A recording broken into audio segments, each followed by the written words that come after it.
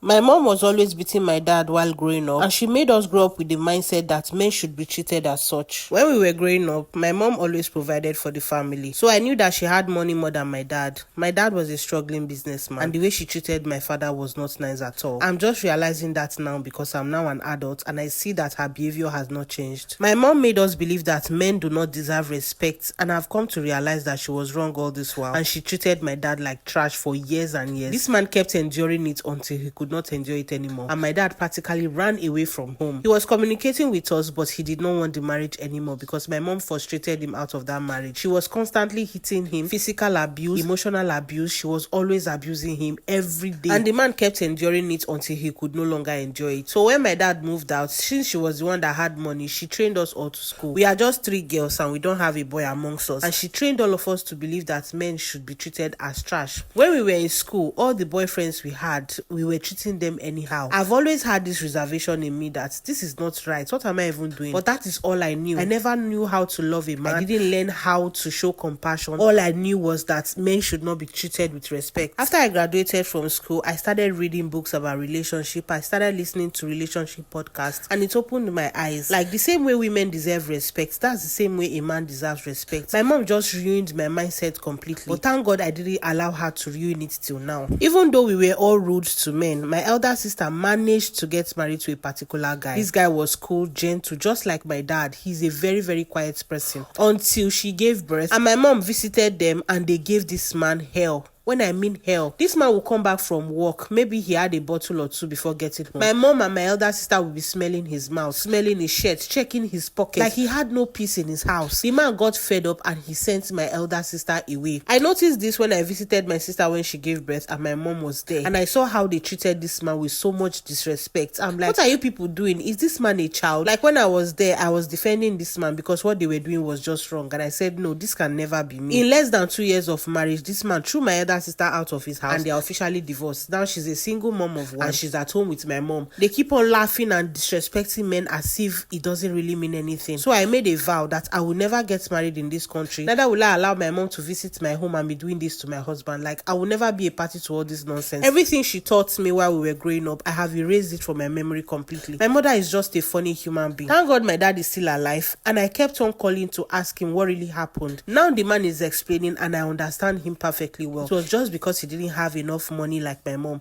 That is why she treated him with so much disrespect. So I made up my mind that I was not getting married in this country. Anybody that should ask me out and he's in Nigeria, I am not interested. I was only focused on men that lived abroad because I wanted to live far away from my mother and her trouble. So eventually I met somebody in the UK and I told him that I don't want to remain in this country. I told him from the very first week we started talking, I am not looking for a relationship that will keep me in Nigeria. I am looking for a relationship that will take me abroad. I have a little savings. If you need help bringing me over there, no problem, but I will not remain in Nigeria while you are there. He agreed, so we entered the relationship together. So he visited Nigeria about 3 times before we got married, and when we got married, I relocated to the UK and I'm staying with him currently. God has blessed us with 2 children, and I did not want my mom to come near me or come and do a move. I am not interested. Not like my husband cannot afford to bring her. I just don't want it. I made friends here in the UK that helped me through all of this. When I gave birth, I had supportive people that were around me. Even my sister-in-laws that were living in the UK, they all came and took their turns to take care of me and the baby. I am happy with my life. I told my immediate younger sister, who is still single, that she should follow my footsteps. Even if you don't marry a man who lives abroad, do not have the mindset that men should be disrespected just the way my elder sister and my mom are doing it. If not, you will end up like them. My mom really raised us to be bad children, but I thank God I escaped that mentality.